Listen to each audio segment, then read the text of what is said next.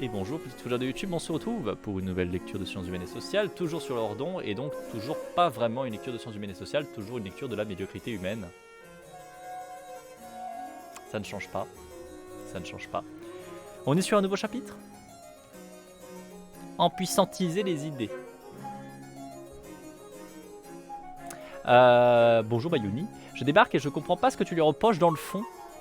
Tu veux dire, à part n'avoir absolument aucune référence scientifique, à part le fait d'être raciste, misogyne, à part le fait d'être ultra privilégié, à part du coup, bah, à peu près tout. Voilà, enfin, c'est quelques petits problèmes, je trouve, personnellement, mais c'est le problème principal, il est là, en fait, c'est qu'il est mis énormément en avant, alors que concrètement, ce n'est que du vent. Ce n'est que du vent. Tout ce qu'il dit, Lordon, globalement, c'est parce que je suis, je sais, et donc ça. Sauf que ça n'a aucune validité. Sauf qu'il y a énormément de biais à plein de niveaux, à plein de moments. Sauf que, bah en fait, il se rend même pas compte à quel point il est éclaté, en fait. Et c'est constant, c'est constant, constant, constant. Depuis le début du bouquin, il n'y a que des présupposés qui sont complètement éclatés. Du genre, il faut absolument, parce que c'est la nature humaine, qu'il y ait quelqu'un pour diriger. Bah non. Déjà, bah non. Non. Il te dit des trucs qui sont faux, factuellement. Tout à l'heure, il nous a dit, ah bah par exemple, en 1914, pendant la guerre mondiale, bah les prolétaires se sont pas aidés. Non, les prolétaires, ils ont tous été racistes et puis c'est tout. Sauf que on sait qu'il y a eu des actes de résistance, sauf que on sait qu'il y a eu des mouvements et des contestations contre la guerre, et qu'on sait que ça a été salement réprimé. Sauf qu'on sait qu'en fait il y a eu de l'entraide entre prolétaires, etc. Mais non, lui il vous dit que non. Il n'a pas de connaissances dessus, mais il vous dit que non. Ce qui est marrant, parce que bah, du coup, par contre, personnes qui ont vraiment travaillé ces questions-là prouvent que en fait, bah, c'est faux ce qu'il dit. Et c'est comme ça tout le long en fait. Il y a plein de moments où il te lâche des trucs qui sont vraiment complètement éclatés. Tout à l'heure, il nous disait par exemple un truc qui montre en fait son racisme intériorisé, son racisme qui est complètement présent, latent, mais qu'il ne voit pas forcément comme raciste. Et je pense que lui-même doit se penser plutôt antiraciste. C'est que il ne parle des personnes racisées que pour dire que les personnes racisées servent d'épouvantail à l'extrême droite. Sinon, les personnes racisées n'existent pas. Quand il vous parle des prolétaires, etc., il ne parle pas des personnes racisées. Il parle des prolétaires français. Plutôt blancs, plutôt des hommes, qui participent à la vie politique un petit peu, etc. Et qui du coup vont avoir l'étranger, la personne racisée, comme épouvantail. Parce que l'extrême droite va donc utiliser les affects des prolétaires, parce que tu comprends, les prolétaires ne sont que des émotions. Les prolétaires ne savent pas réfléchir, ils ont besoin d'être dirigés. On revient sur la première idée que j'ai déjà dit être un peu éclatée. Les prolétaires ont besoin d'être dirigés parce que... C'est une injustice, quoi. C'est une injustice. Bonjour Belgadroit. Parce que les prolétaires, en fait, n'étant que des émotions, ils n'ont pas de capacité à raisonner vraiment beaucoup plus que ça. Hein. Ils ne sont que des émotions et motivés par les émotions. Il faut quelqu'un pour les diriger dans la bonne direction. Alors, évidemment, le problème, selon lui, c'est que l'extrême droite joue très très bien avec les émotions et c'est pour ça que, évidemment, les prolétaires votent extrême droite. Mais encore une fois, ce qui est marrant, c'est que du coup, tous les prolétaires sont une seule et même masse forme qui vote extrême droite, qui vote contre les étrangers et les personnes racisées. Parce que, encore une fois, les personnes étrangères et racisées, du coup, on le voit dans cette construction-là, ne sont pas les prolétaires. C'est autre chose. C'est un objet qui existe et encore une fois, qui n'est utilisé dans ses écrits, dans ses discours, en tout cas dans ce livre-là, que comme un épouvantail. Et c'est ça qui montre en fait le biais raciste qu'il y a derrière. Pareil avec les femmes. Les femmes, c'est strictement la même chose. Il ne parle que d'hommes politiques. Il ne parle que de l'homme. Alors pas l'homme avec un H majuscule, parce que d'ailleurs j'ai mis une petite emphase, on aurait pu croire qu'il y a l'homme majuscule. Non, non. Il parle tout le temps que de l'homme.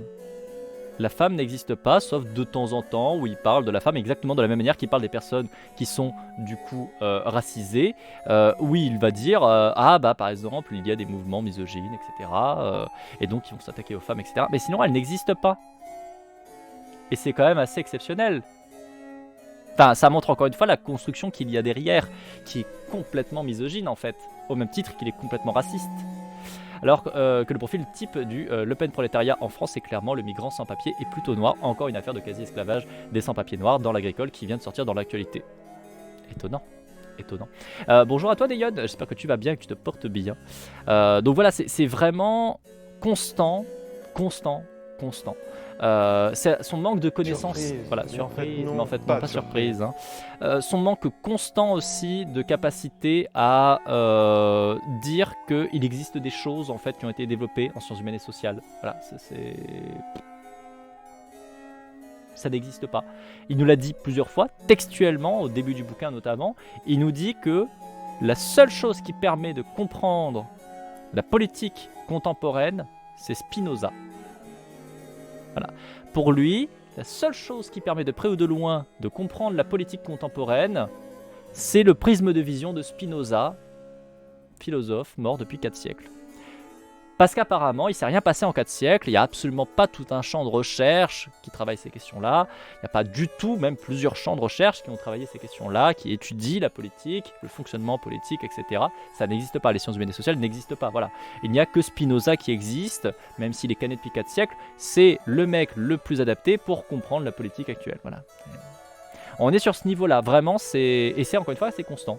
Donc pour toutes ces raisons-là, ça fait que moi, Lordon, j'ai beaucoup de mal. J'ai beaucoup de mal, clairement, parce que c'est d'une médiocrité phénoménale. C'est vraiment des présupposés qui sont éclatés au sol de manière constante et qui ne se rendent pas compte à quel point c'est éclaté au sol et qui est énormément mis en avant dans beaucoup de milieux, notamment de milieux de gauche, comme étant un grand penseur, etc. Alors que c'est un prout. C'est un prout malodorant. C'est un prout malodorant bourgeois. Voilà, je pense que ça résume bien ce que j'en pense. Voilà. Le concept de race existe que parce qu'on crée une hiérarchie sociale. Non, j'ai l'impression qu'il bâcle ce raisonnement sur ça. Ah, mais bien sûr, mais il y a tout qui est. Ouais, un parvenu, un mec médiocre, quoi. Enfin, un bourgeois, auteur de merde. Je trouve méchante avec les proutes. Tout de suite. Donc, nouveau chapitre, empuissantiser les idées. Si la politique est, dans son genre, un art d'affecter, celui-ci trouve en tout cas à s'exercer de manière privilégiée comme art d'empuissantiser les idées, car, nous l'avons vu, les idées en tant qu'idées sont sans force sur les corps, sans force affectante que puissent les déterminer à désirer et à faire mouvement. Spinoza l'établit en Éthique 4.14. La vraie connaissance du bien et du mal en tant que vraie ne peut contrarier aucun affect, mais seulement en tant qu'on la considère comme un affect. Bon, évidemment, encore une fois, toujours reprendre systématiquement Spinoza comme référence. Bon, ouais. Admettons.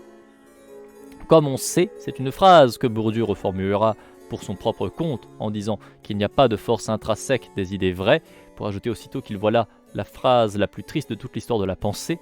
Et c'est vrai qu'à bien des égards, elle n'est pas drôle, cette phrase. Inutile d'espérer un triomphe du vrai par simple apparition, inutile de croire en son pouvoir de convertir irrésistiblement les esprits, inutile d'imaginer qu'il lui suffit d'être rendu manifeste pour aussitôt ramener toute sa norme. Cependant, si Éthique 4.14 tient que la vraie connaissance du bien et du mal en tant que vrai ne peut contrarier aucun affect, elle ajoute immédiatement mais seulement en tant qu'on la considère comme un affect. Comme toute idée, les idées de la raison ne deviennent efficaces que véhiculées par les affects et sans ce recours, elles ne nous détermineront à rien. Quand la raison, en tant que telle, c'est-à-dire à elle seule, soit impuissante à produire des affects dans nos existences, tous ceux qui passent par la cure analytique le savent parfaitement, qui peuvent très bien avoir l'intellection rationnelle de leur névrose, supposer que cet énoncé ait un sens, ce qui en réalité est assez douteux, sans parvenir pour autant à s'en libérer, et précisément s'en libérer, avec la même réserve que précédemment, demande davantage un renouage d'affects, un retraçage des plis, dont le principal opérateur est le transfert. Oui, c'est effectivement incroyable comme c'est psychologisant. Oui. Alors, qu'est-ce qu'il nous raconte là? En gros, il vous dit, ah bah vous voyez Spinoza, et puis bah même Bourdieu, hein, donc il invoque un peu le côté, on va dire, expert de Bourdieu. Même Bourdieu reprend ça, donc en fait, vous voyez bien que c'est très très vrai, hein. Ça dit qu'en fait les idées et la vérité, avec un V majuscule, en fait ne suffisent pas à faire bouger les choses, c'est l'émotion qui fait bouger. Alors en soi, on part sur un truc qui n'est pas complètement con. Je vous ai déjà dit, les idées finalement on s'en carre. Pourquoi? Parce que les études ont malheureusement montré que ce qui est déterminant c'est les actions, c'est le concret, c'est le réel. Si vous faites une action, si vous faites quelque chose dans la vraie vie, si vous avez un comportement que vous adoptez, un discours que vous tenez, c'est ça qui va vous marquer dans le réel, c'est ça qui va vous marquer, c'est ça qui va être du coup ce vers quoi vous allez tendre. Et vos idées, même si elles sont complètement à l'opposé de ce que vous faites, vos idées vont peu à peu se conformer à ce que vous faites. Parce qu'un acte est ancré, une idée ne l'est pas. C'est ce que malheureusement ont montré les sciences humaines et sociales. C'est très triste, mais si vous n'êtes pas en raccord au niveau de ce que vous faites et au niveau de ce que vous pensez, ce sont les idées qui vont venir se conformer à ce que vous faites. Voilà, c'est très triste. Et c'est d'ailleurs en ce sens-là que Bourdieu parlait de ça. Quand Bourdieu vous dit « il n'y a pas de force intrinsèque des idées vraies », et que c'est la phrase la plus triste de toute l'histoire de la pensée, c'est parce qu'en fait, c'est pas parce que c'est vrai que ça fait acte. C'est l'acte qui fait ce qu'on pense. Et c'est en ce sens-là. C'est dans le sens également des travaux de Festinger, qui est le premier à avoir travaillé notamment toutes les questions de ce qu'on appelle l'inconfort psychologique et de ce qu'on appelle du coup la dissonance cognitive. Et la dissonance cognitive, c'est ça justement. La dissonance cognitive, c'est cette notion qui dit que en fait, quand vous avez d'un côté des actes et de l'autre côté des idées, et qu'elles sont pas raccord, vos idées vont se conformer à vos actes. Parce qu'il y a une réduction de la dissonance cognitive, et que la réduction de la dissonance cognitive va toujours être de l'idée vers les actes, parce que ce sont les actes qui sont ancrés, qui sont visibles, qui sont marqués, qui du coup engage, alors que malheureusement une idée c'est très joli mais ça n'engage à rien. Donc du coup c'est en ce sens là que Bourdieu parle. Donc déjà on a un petit problème avec notre camarade Lordon, c'est que il cite pas bien, parce qu'en fait il comprend pas. C'est dommage, c'est con quand même, tu cites quelqu'un mais en fait tu le cites mal. So sad, quelle tristesse, quelle déception, mais est-ce étonnant? Ah bah non en fait, parce que c'est pas la première fois. C'est dommage encore une fois, mais en fait non, surprise mais pas surprise. Ah, c'est constant finalement. Derrière du coup ce qu'il nous dit c'est que du coup selon lui la vérité en fait elle n'a pas d'importance, ce qui va compter c'est l'émotion. Et encore une fois il se base ça là-dessus sur Spinoza. C'est sympa hein, sauf qu'encore une fois il y a des travaux qui sont faits notamment en psychologie sociale, en psychologie cognitive, travaux en sociologie qui sont faits mais qui montre que c'est pas une question d'émotion. En fait, c'est pas une question d'émotion, c'est une question de contexte. Quand il te dit que, en gros, c'est l'émotion qui fait que les gens votent droite, extrême droite, comme il nous disait quelques pages avant, c'est pas tout à fait vrai. En fait, ce qui fait ça, c'est surtout qu'on vit dans une société, notamment, qui a des énormes moyens médiatiques qui sont tenus par un tout petit groupe de connards, qui sont des connards réactionnaires d'extrême droite, qui du coup propagent via leur puissance médiatique des idées réactionnaires d'extrême droite, ce qui fait que du coup, dans le grand public, la seule chose qu'on voit, ou en tout cas une grande majorité des choses qu'on voit, sont réactionnaires et d'extrême droite. Incroyable! Et donc du coup, ça façonne un petit peu la société dans laquelle on vit, puisque du coup, ça touche toutes les strates de la société. Genre, c'est un peu l'intérêt d'avoir de tels empires médiatiques. C'est pas juste parce que ça rapporte des thunes, surtout qu'un certain nombre de journaux, etc. ne rapportent pas de thunes et sont déficitaires. C'est parce que ça permet de faire avancer un combat d'idées. En l'occurrence, un combat qui est à leur avantage, à ces connards d'extrême droite.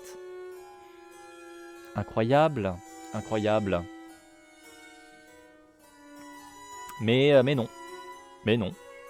Pour lui, c'est l'émotion. Voilà. Disons que c'est pas forcément faux, c'est à minima incomplet. Voilà. Pour une fois, je vais être sympa, c'est pas fondamentalement faux, c'est globalement léger. KG et Piketty. Piketty, il me semble que c'est pourri. Hors sujet, mais qu'est-ce que tu penses des derniers travaux de KG et Piketty? Piketty, il me semble que j'ai un mauvais écho, Piketty. Faudrait que je relise, surtout si c'est des derniers travaux, je les ai pas lus, en toute franchise. Faudrait que je relise ça, mais j'ai un mauvais écho. J'ai un mauvais écho. C'est nul, voilà, c'est mon avis. Alors moi je me contenterai pas forcément juste de ça, il faudra que j'aille creuser un peu plus pourquoi. Voilà, typiquement vous prenez un Lordon, je peux vous dire pourquoi c'est pas bon. Vous voyez, je peux factuellement vous dire qu'est-ce qui va pas, à quel niveau, pourquoi est-ce que c'est éclaté, etc. Piketty, là comme ça je peux pas le faire parce que j'ai un mauvais écho, mais j'ai rien qui me vient en tête particulièrement de ce qu'il a fait. Donc du coup, je peux pas vous dire pourquoi est-ce que j'ai ce mauvais écho. Donc je préfère ne rien vous dire. En toute franchise. Et du coup qui donne en creux que les gens votent surtout en fonction de leur classe géosociale. C'est un peu plus compliqué que ça. Encore une fois, c'est oublier beaucoup de choses. C'est oublier l'influence très très large des environnements sociaux dans lesquels on grandit. Quand je parle d'environnements sociaux, je parle notamment, principalement, du fait qu'on vit dans des sociétés capitalistes, racistes, etc. Et donc du coup, ça a un impact non négligeable en fait. Donc, dans le dernier livre, le vote RN n'est pas raciste mais géosocial. Encore une fois, tout dépend de ce qu'il entend par géosocial. S'il parle du fait qu'on vote RN et assimilé extrême droite parce que on est en fait tout simplement dans des sociétés qui sont racistes, patriarcales, etc. et que du coup on a des présupposés et des biais racistes, etc. Je serais plutôt d'accord sur ça, parce que en fait ça sous-entend que oui, en fait on n'est pas forcément nous fondamentalement racistes, dans le sens où c'est pas une construction qu'on s'est fait de nous-mêmes, on se dit oui j'ai envie d'être raciste, etc. Ce qui peut être le cas pour certaines personnes, mais parce qu'on a des biais racistes, parce qu'on fonctionne dans une société qui est éminemment raciste et que de fait on a des comportements racistes, on a des fonctionnements racistes, on a des pensées racistes sans forcément l'avoir process. Et que c'est d'ailleurs tout l'intérêt justement des biais, de montrer non là rendez-vous compte qu'il y a des biais racistes dans vos fonctionnements et que du coup il faut les déconstruire, parce que par contre si on vous fait notifier que vous avez des biais racistes et que vous vous en battez les reins, là ça va montrer que vous n'êtes pas juste avec des biais racistes, vous êtes raciste profondément, parce que là ça veut dire qu'il y a un travail cognitif qui est derrière, mais c'est un peu plus compliqué que ça quoi. Enfin voilà, c'est un petit peu plus long à expliquer que juste là en 2 lignes sur un mec que je maîtrise pas et que j'ai pas spécialement souvenir d'avoir lu particulièrement. De toute façon son livre vient de sortir, il fait 800 pages, donc moi non plus, et je pense que j'aurai la flemme. Ouais, je pense que... Ah, et au passage auteur de VSS. Oh, très bien, génial. Est-ce que voter RN c'est de droite? Oh là là. Piketty c'est le boug qui a le culot d'écrire un bouquin qui s'appelle Le Capital au 21e siècle et de clamer en même temps qu'il avait pas lu Marx parce qu'il trouvait ça chiant. D'accord. C'est pas trop son discours, il a l'air de dire que c'est parce qu'on a un rapport au travail et à la propriété qui est différent selon l'endroit où on vit. Ce qui explique que certains votent FN, donc pas trop de racisme dans son explication.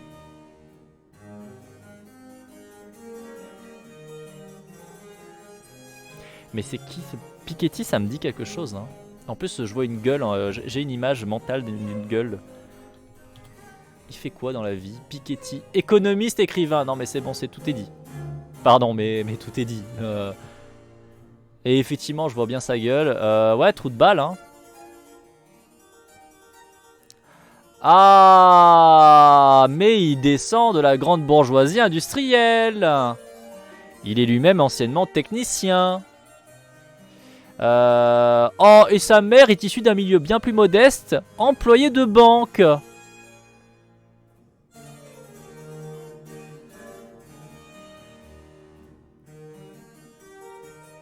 On va refaire la chose, attendez. Un milieu plus modeste. Employé de banque. Ou institutrice, selon les sources.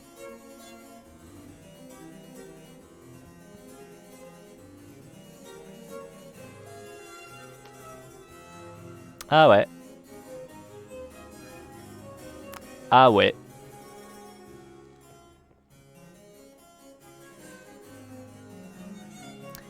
Économiste, écrivain, enseignant-chercheur et scénariste. Et donc apparemment vous êtes plusieurs à dire auteur de violences conjugales.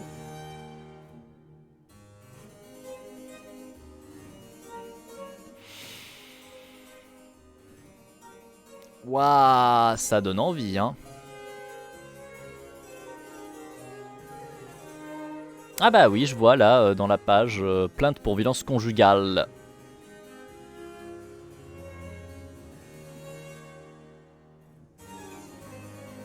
Oh bah tiens, un avis de classement, avertissement et rappel à la loi. Et seulement parce que du coup, la personne qui a porté plainte a retiré la plainte dans l'intérêt des familles et des enfants. Parce que, notamment, Thomas Piketty a fait jeu avec la médiatisation. Oh, bah ça alors. Un connard de blanc bourgeois qui aurait utilisé l'appareil médiatique à son avantage pour silencier une meuf? Non mais franchement. Oh, comme c'est étonnant. Comme si ça se voyait pas. Comme si c'était pas récurrent. Si les ouvriers des villages ont basculé au RN, ce n'est pas pour nous un vote anti-immigré, c'est d'abord un vote de sentiment d'abandon Bonjour, je suis économique et François Billy social. Martingale et je pratique la statistique en amateur. Ah ouais, c'est ce niveau-là. Ah ouais, non, ça pue la merde. Hein. Ah non, ça pue bien la merde. Hein.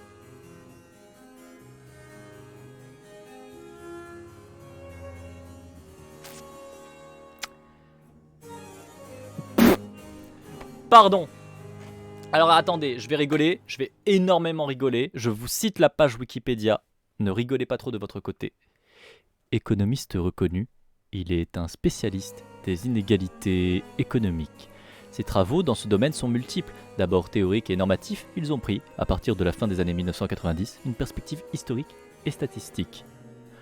En décalage par rapport au paradigme dominant dans les sciences économiques, il en vient à revendiquer le statut de chercheur en sciences sociales plutôt qu'en économie.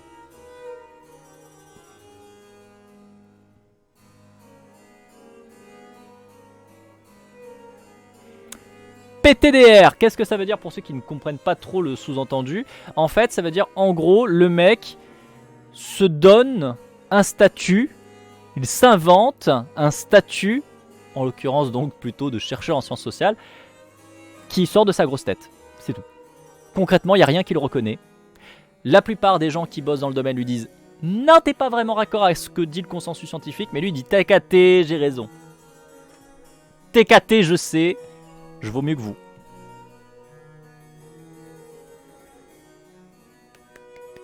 Bravo. Bon bah du coup je pense qu'on peut s'arrêter sur Piketty, on peut reprendre sur Lordon, hein. On a déjà assez à faire avec une merde. Hein. Je pense qu'il n'y a pas besoin de les multiplier. La musique va très bien avec la lecture de Wikipédia. Je trouve aussi ça marche plutôt pas mal. Hein. L'effet Abercane hein, m'avait plutôt répondu finalement. Hein. Ouais. Je peux te dire un truc? Non.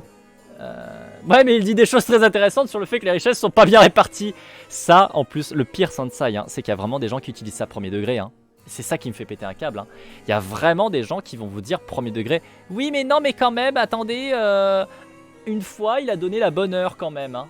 Ouais enfin comme dirait si bien du coup Axel, donc Axel qui est un des modérateurs de la chaîne et c'est une expression qu'il emploie souvent, même une putain d'horloge pétée donne 2 fois par jour la bonne heure. Hein. Bah voilà, bah là c'est pareil. Hein. Donc du coup on peut l'acheter quand même. Hein. Je crois que je serais toujours étonné parce que les mecs cis, blancs, riches, hétéros, tout ça, et leur capacité à se mettre aussi bien en avant sans avoir rien à faire de concrètement intéressant. Oh ouais non mais c'est un talent qui est impressionnant. Voilà. Ça peut toujours impressionner mais c'est récurrent. Je me relance quand même. Mais ça n'est pas tant la raison elle-même qui est en question ici, sinon pour fournir un argument a fortiori que très généralement la nature idéale des idées. La nature idéale des idées. Les idées sont des idées. Oui, bravo, merci. Merci Lordon. Où se confirme une nouvelle fois que la politique, contrairement à la présentation complaisante qui en est souvent faite, n'est pas une affaire d'idées, mais une affaire de production d'idées affectantes. Ce qui suppose de leur adjoindre un supplément. Non mais vraiment, Lordon, t'as toujours cette vision du monde que la politique est une affaire d'idées. Lordon est toujours là en train de nous dire « Ah mais la plupart des gens croient que la politique ce ne sont que des gros cerveaux, ce ne sont que des grosses idées, des gens qui réfléchissent très très fort. »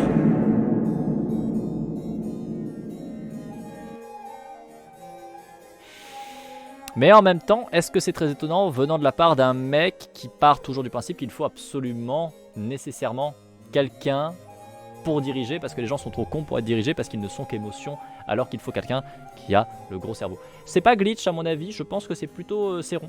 Je pense que c'était plutôt Céron là pour le coup, il me semble. Bonjour Anémone. Ah, non c'était toi? C'était toi Glitch? C'était toi. Ah, parce que comme je pensais que tu étais peut-être un peu AFK, comme tu m'as dit que tu étais très en lurk, je pensais qu'éventuellement c'était plutôt Céron pour une fois. Mais merci. Mais non, t'es pas ignoré jusqu'au bout. Je pensais que tu te reposais, que tu étais de côté, que tu prenais du repos. Tout. Mais merci pour cette intervention adaptée et pertinente. Comment ça va Anémone? Est-ce que ça va bien? Nous ça va mal. On lit du Lordon et c'est nul. Et c'est nul. Je continue, je reprends. Donc, nous en étions à des politiques, c'est des gros cerveaux, mais en fait non, ils ont aussi des émotions. Bravo. De cette impuissance des idées en tant qu'idées, fussent-elles vraies, il n'est sans doute pas de meilleure illustration que la question du changement climatique dont les données objectives sont maintenant très sûrement établies. Les anticipations parfaitement inquiétantes, sans pour autant susciter la moindre réaction politique à la mesure de la gravité de la situation. Nombreux sont ceux, tels Jean-Pierre Dupuis, qui s'interrogent sur l'incapacité d'une catastrophe annoncée, et de quelle ampleur, à produire la moindre correction de trajectoire. Comment comprendre que la claire figuration du désastre soit si incapable d'en empêcher l'advenu, puisque cet empêchement ne dépend que de nous. C'est précisément de cette figuration que cette figuration n'est peut-être pas si claire que ça. Il faudrait même dire davantage, c'est peut-être que la pensée du désastre n'est pas encore passée à l'état de figuration, c'est-à-dire d'imagination, d'image vive. Ce n'est bien sûr pas du tout parce que du coup, la plupart des gens n'ont absolument aucun contrôle sur les décisions politiques, etc. Ce n'est pas du tout parce que nous avons un tout petit groupe de connards élitistes qui contrôlent les différents États avec à peu près la même manière de penser à travers le monde, qui sont aux manettes. C'est pas du tout ça. C'est bien sûr parce que nous on se motive pas, parce que nous bien sûr on ne bouge pas. C'est pas du tout parce qu'on a des problèmes de vivre dans un putain de modèle qui est capitaliste as fuck, avec des quantités de pollution dans tous les sens, à balles, constant, pour plein de raisons, parce que c'est important économiquement, patati, patata, etc.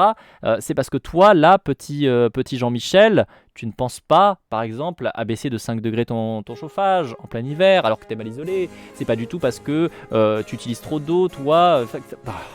Oh,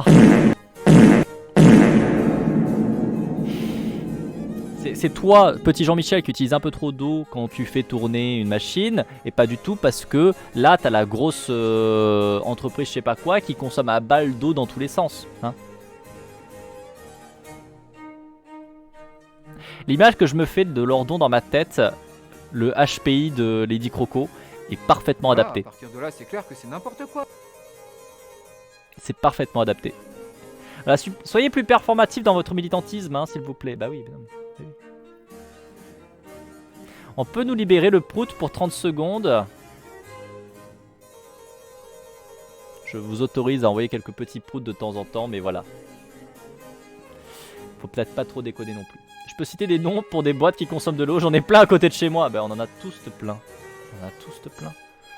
On le sait très bien que les problèmes d'écologie, c'est pas vous et moi qui avons une voiture individuelle, même si ça participe au problème bien évidemment, à plein de niveaux.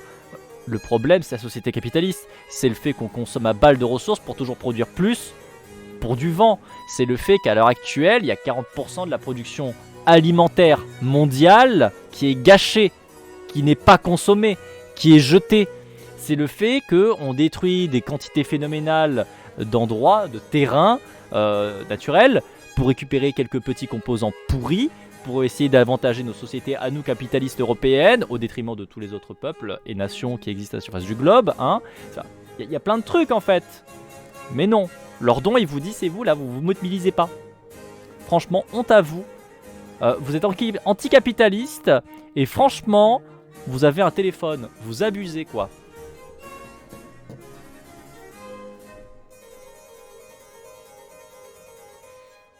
Mais non, tu comprends pas, c'est le système de production le plus efficace. Mais oui, bien sûr, bien sûr, bien sûr. Mais vous êtes anticapitaliste et vous allez au McDo. Oh!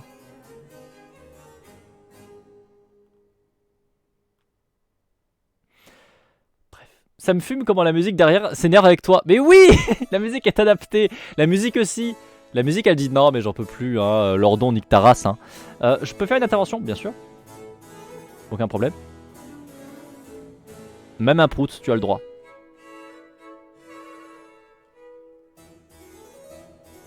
Oui, une intervention au micro parce que ça m'énerve beaucoup trop. Puis j'ai l'impression que c'est dangereux. Que c'est dangereux. Oui. Lordon, il dit bien en même temps. Oui, c'est les idées qui dirigent l'action, machin, et puis s'il se passe rien, c'est que vous avez pas les bonnes idées. C'est qu'en gros, il est en train de dire qu'on est con et que c'est pour ça que le monde n'est pas sauvé. Oui. Il faudrait que le monde soit sauvé par des gens qui ont des bonnes idées. Oui. Et il défend sa option d'idée avec une vision bourgeoise du truc. Oui. Donc, en fait, il va défendre une vision totalement fasciste du truc. Voilà. C'était mon intervention. Mais pertinent. Mes tartines. Bisous. Bonne tartine. Mais oui, c'est encore une fois pour ça que tout à l'heure je vous critiquais le point où ils nous mettaient en avant, mais en fait on a besoin de dirigeants, c'est juste que là on n'a pas les bons dirigeants, mais il faut des dirigeants. Dans la vision de Lordon, les gens sont trop cons. Les gens sont émotionnellement bouffés par tout ce qui se passe, etc. Et ils peuvent rien faire, ils peuvent pas décider, et il faut quelqu'un pour décider à leur place. Bah, Et du coup, merci bisous beaucoup. aussi. Eh ben, Des bisous on aussi, tirait Twitch. bas fait pousser la forêt. Merci énormément Dayon, merci beaucoup pour l'abonnement de niveau 1, c'est adorable, merci énormément. Ça aide énormément la chaîne, d'ailleurs je me permets de faire un petit focus là-dessus, puis après je reprends sur le pourquoi c'est de la merde, et je vais aller exactement dans le même sens que du coup notre camarade Céron là-dessus. L'activité de streamer, c'est la seule activité que j'ai et qui me rémunère, donc n'hésitez absolument pas à faire des abonnements, n'hésitez absolument pas à passer par exemple sur le KissKiss, hop, KissKiss Bank, hop, et également sur le Ko-fi, parce que c'est ce qui me permet de rémunérer et du coup de vivre et de pouvoir continuer à vous offrir du contenu de type caca Lordon, mais bon voilà, entre autres choses. Du coup, merci énormément Deon et toutes les autres personnes qui mettent des subs, qui mettent des abonnements, c'est vraiment ultra important pour moi et du coup bah merci vraiment beaucoup. Je vous rappelle d'ailleurs également au passage que juste le fait de donner de la visibilité à la chaîne, c'est déjà beaucoup. Donc si vous pouvez ne serait-ce que transmettre un petit peu ce que je fais, mettre en avant par exemple les rediffusions YouTube, hein. Si je vous mets également hop la petite chaîne YouTube, vous avez toutes les rediffusions, notamment de lecture de sciences humaines et sociales. Faut absolument pas hésiter à partager, ça peut être intéressant, ça peut aider à faire connaître la chaîne, et rien que ça déjà c'est beaucoup. Donc merci énormément aux gens qui mettent des follow, aux gens qui sont là, aux gens qui participent, aux gens qui partagent mon contenu, mon travail. Merci beaucoup, merci vraiment énormément. Et je reprends du coup de manière beaucoup plus sérieuse. Et merci beaucoup Dayon, du coup avoir mis le follow. Mieux de sabot Tu es via une Twitch ou Ko-fi. fougère. Des on tirait bas. Oui, tu es une petite fougère qui s'agite dans le vent, et ça c'est beau. Vaut mieux passer par Ko-fi pour une simple raison, c'est qu'actuellement j'ai tellement peu de gens, on va dire, qui me suivent sur Twitch, que Twitch prenant une énorme part, c'est beaucoup plus intéressant pour moi, si vous voulez me financer, de passer par Ko-fi ou par KissKiss. C'est beaucoup plus pertinent. Dans les deux cas, Ko-fi ou KissKiss, ça revient à peu près au même temps pour les pourcentages. Moi ça me rapporte beaucoup plus, parce que en gros je touche à peu près 85 à 90% de ce que vous donnez. Alors que sur Twitch, je touche à peu près 45% de ce que vous touchez, enfin de ce que vous donnez. Donc c'est pas très, très intéressant pour moi, comparativement. Donc si vous voulez donner la même somme, ou même un peu moins, c'est plus pertinent de passer par KissKiss et par Ko-fi, parce que j'en toucherai beaucoup plus, tout simplement. Et en termes de visibilité, en fait, avoir plus de follow, etc., ça va donner de la visibilité. Le fait d'avoir plus de subs, ça va donner de la visibilité. Mais là où j'en suis sur Twitch, pour moi, c'est beaucoup plus pertinent d'avoir plus de monde en constant, d'avoir plus de visibilité en termes de personnes qui me regardent. C'est pour ça que notamment les personnes qui sont en lurk, les personnes qui sont juste là avec un onglet ouvert, même s'ils font totalement autre chose, qui m'écoutent pas du tout, c'est super important, parce que plus il y a de gens en fait qui est sur la chaîne en train de regarder, plus la chaîne est mise en avant par Twitch. Et ça, c'est l'algorithme de Twitch qui fonctionne comme ça. Donc en soi, juste avoir une petite vue, un petit lurk, ça peut déjà énormément aider, et ça aide déjà énormément. Et donc c'est pour ça aussi que je remercie beaucoup les gens qui font justement cette démarche-là, même si encore une fois ils n'interviennent pas, qu'ils n'écoutent pas, ce qui n'y a pas de problème, hein. Je peux tout à fait comprendre que certains sujets ne sont pas intéressants, comme parler de Lordon, typiquement. C'est pas très intéressant. Je comprends tout à fait que vous avez envie d'éviter ça, très clairement. Et du coup, juste mettre le lurk, ça aide beaucoup. Ça aide beaucoup. D'autant plus que s'il tient Spinoza stricto sensu, il va rester sur les vertus et donc essentialiste. Mais il est essentialiste, il est essentialiste depuis le début. Il fait que ça. Donc pour reprendre sur ce que je disais par rapport à Lordon, je vais aller exactement dans le même sens que du coup ce que nous disait notre camarade Céron. Effectivement, le problème en fait, c'est que c'est tous les problèmes de dérive qu'on a sur des milieux de gauche à l'heure actuelle qui font preuve d'autoritarisme, qui font preuve de racisme, etc. et qui ne voient pas le problème. En fait, quand vous avez cette vision comme lui, de se dire finalement l'humain a besoin d'être gouverné, c'est une nécessité, il faut quelqu'un pour gouverner les humains parce que les humains sont trop cons. Il y a déjà un problème parce que ça veut dire que tu vas faire des catégories d'humains. Tu vas estimer qu'il y a des humains qui sont au-dessus. Et merci énormément New Ko-fi Propan, subscription merci beaucoup. from Propan. Merci beaucoup. Merci énormément, c'est vraiment adorable, merci. Si vous avez cette vision-là, ça sous-entend que donc il y a des humains qui savent mieux que d'autres, parce qu'il y a des humains qui sont rationnels, etc. Alors que la grande majorité, finalement, sont un peu des animaux, hein, ils se font gérer par leurs émotions, etc. Déjà, ça, c'est un point de vue qui est complètement éclaté. C'est un point de vue qui est complètement éclaté, qui n'a strictement aucune validité, ni de près, ni de loin. Vraiment. New donation from Dédé. Merci beaucoup Dédé, merci énormément pour la donation du coup, merci beaucoup beaucoup. En plus avec cette musique de Gunther, j'avais oublié que j'avais mis cette musique là de Gunther en alerte, c'est incroyable. Le You touch my tralala. Point de vue éclaté mais très courant, exactement, c'est un point de vue qui est éclaté mais qui est très courant. Et en fait on va essentialiser et on va dépolitiser un certain nombre de choses. Ce qui est marrant parce que du coup toute l'idée c'est de parler de politique. Et pourtant ils arrivent à dépolitiser la chose. Quand vous avez cette vision que finalement il y a besoin de dirigeants envers et contre tout, vous avez déjà une vision où vous faites une hiérarchie des humains, une hiérarchie humaine. Vous estimez que des humains valent plus que d'autres, de fait.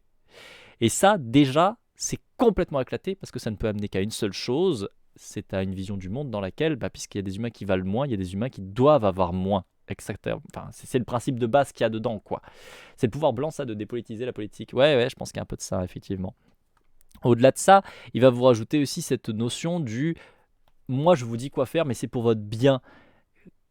Il y a peut-être, on va dire, je veux bien éventuellement accorder ça, encore que je pense que c'est lui accorder trop de crédit, mais je veux bien qu'il ait vraiment cette vision très naïve du monde, où il croit vraiment que ce qu'il fait, il le fait pour le plus grand bien du plus grand nombre. Allez, admettons. Ça n'empêche pas que même avec cette meilleure intention-là, comme on dit, l'enfer est pavé de bonnes intentions. Si tu pars du principe que toi tu sais mieux que les autres, tu montres surtout que tu comprends pas les autres, en fait. Voilà. Et ça sous-entend aussi que du coup, effectivement, c'est un peu ce qu'est en train de dire Zeppo, que ceux qui valent moins doivent quelque chose aux autres qui valent plus et les servir. Et ça, c'est vraiment complètement éclaté. C'est complètement éclaté. Ça justifie tout le mythe méritocratique. C'est exactement la même chose que quand il nous disait, alors ça c'était il y a quelques lives, il y a 2 lives je crois, quelque chose comme ça. Merci énormément Glitch. From Glitch. Merci beaucoup Glitch aussi. Ouh, my ding ding dong. Alors Glitch. Alors Dédé. Alors Propane. You touch my ding ding dong. Du coup, c'est vraiment une vue éclatée du monde qui est complètement pétée, dans laquelle en fait ça permet de justifier l'injustifiable systématiquement. Et c'est tout à leur avantage parce qu'en fait ils sont en situation d'avantage. Le fait est que leur don est l'archétype même des personnes qui sont en situation d'avantage. C'est un bourgeois issu d'une famille bourgeoise qui est en situation de pouvoir, de légitimité classiste, dans une société qui est patriarcale, qui est raciste, etc. C'est un mec qui est blanc, qui est du coup a priori, il me semble complètement hétéronormatif. Enfin voilà, il est vraiment dans toutes les catégories qui sont à l'avantage de notre société. Et il arrive avec un discours où en gros il vous dit non mais là si tout se passe mal, c'est parce que les gens qui sont au pouvoir sont pas les bons, mais regardez moi je serai bon. Alors qu'il est éminemment la personne qui pose problème. Il est éminemment l'expression du problème. Il ne ferait certainement pas mieux, il ferait exactement la même chose. Parce qu'il est comme eux. Parce qu'ils sont comme lui. C'est tout le principe. Mais il va continuer à vous dire que non, c'est pas pareil. Non, mais lui, il a conscience de 2-3 trucs. Alors qu'en fait, non. Bien sûr que non. Voilà, il y a aussi exactement ce que rajoute Sansai. Il se la joue en mode je suis giga marginal, etc. Alors qu'il est tout sauf marginal. C'est vraiment le même discours et la même rhétorique que vous trouvez à l'extrême droite, avec notamment le RN, qui vous dit on est anti-système. Alors qu'ils sont éminemment le système. Quand vous avez tous les députés RN qui vous disent ah non mais nous on est proche du peuple, on est totalement envers et contre le système bourgeois, capitaliste, etc. Et qu'en fait tu te rends compte que tous les élus du RN sont des patrons, sont des bourgeois, sont blancs, sont surtout des mecs. Ah, en fait ils sont pas du tout anti-système, en fait ils sont l'expression même du système.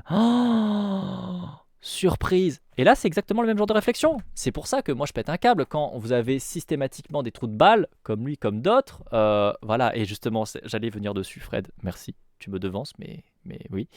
Qui vont utiliser comme épouvantail le RN en disant « Oh, regardez comme ils sont racistes, etc. » Et derrière, Ruffin, à chaque fois qu'il y a une marche contre le racisme, il a foot, il a aquaponé, il a 36 000 trucs à faire, mais jamais, jamais il sera là à une manifestation contre le racisme.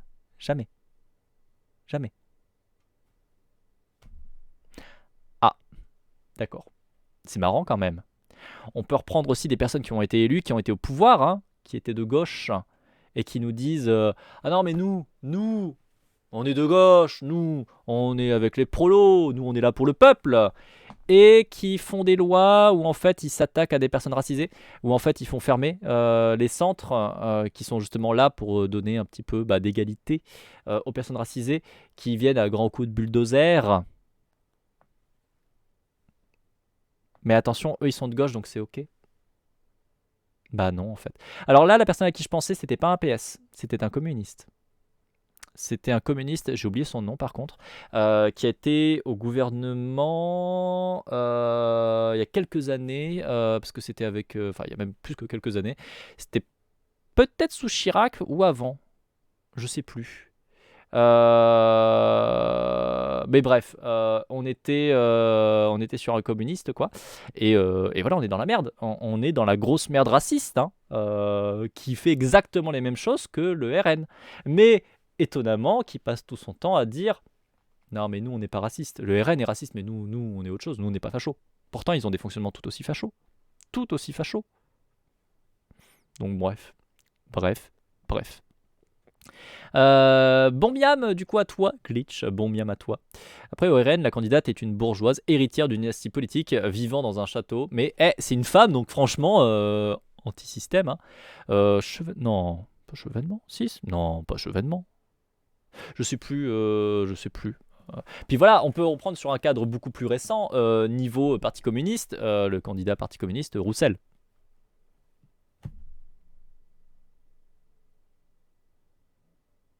Voilà.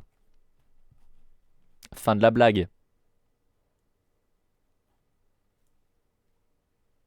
Fin de la blague. On va pas revenir plus loin que ça. Enfin... Niveau misogynie, niveau racisme, niveau vieux réac de droite, etc. Roussel, quoi.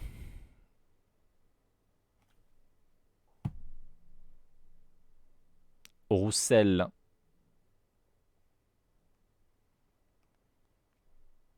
Bref, je vais reprendre la lecture. C'était pas beaucoup mieux la lecture, mais au moins on la finira. On est reparti. J'en étais où dans ces conneries? J'étais par là. Or, les images, les choses, non seulement les images instantanées, mais elles, qui sont restituées par la mémoire ou plus généralement produites par l'imagination, sont des affections du corps qui, comme telles, et à l'inverse des idées pures, ont, elles, le pouvoir de déterminer les désirs et les mouvements. On revient encore une fois dans l'opposition, la vraie idée pure, décorrélée d'émotions, parce que la vraie idée pure, c'est purement rationnel, il n'y a pas d'émotion dedans, et de l'autre côté, le monde matériel, etc. Et donc au milieu, le mix qui nous a fait les idées non pures, les idées affectes, les idées mélangées à de l'émotion, donc un peu dans le réel, un peu dans le monde des idées. C'est éclaté, c'est complètement éclaté comme vision du monde, parce que je vous le rappellerai jamais assez, mais le consensus scientifique, c'est pas d'un côté il y a le monde des idées, de l'autre côté il y a le monde physique. Non, c'est en fait tout est mélangé. Non, en fait il n'y a pas de l'un décorrélé de l'autre, en fait ça va ensemble. En fait la moindre de tes idées, même rationnelle ce que tu veux, elle utilise les émotions. En fait, parce que c'est tes émotions qui te permettent de faire des raccourcis cognitifs pour gagner des ressources, et que du coup en fait l'émotion c'est pas pour rien que ça existe, c'est pas un truc absurde qui est là, non, c'est parce que justement t'en as besoin dans tes fonctionnements. Tes idées, tout autant qu'elles sont matinées d'affect, de base, concrètement, systématiquement, et il n'y a pas un monde des idées pures qui est totalement décorrélé en dehors du monde physique. Ça n'a aucun sens, ça n'a pas de pertinence, c'est complètement éclaté, ça relève d'une vision philosophique complètement dépassée, mais on parle de Roussel, non. Bon, ça pourrait être Roussel, tu vas me dire. On parle de Lordon, et qui prend comme seule référence Spinoza, un philosophe mort depuis 4 siècles, donc finalement, est-on étonné qu'il soit dépassé? Non. Qu'il y ait des idées sans image, on le sait bien, des idées qu'on dit abstraites. Non, techniquement on dit pas ça, on dit que ce sont des symbolisation. Mais c'est pas grave, pareil, il faudrait connaître un minimum de connaissances en sciences humaines, et donc du coup, clairement, il n'en a pas une, donc c'est compliqué. Mais bon, bref, et qui ne se mettent à nous parler que si elles peuvent en quelque manière nous devenir sensibles.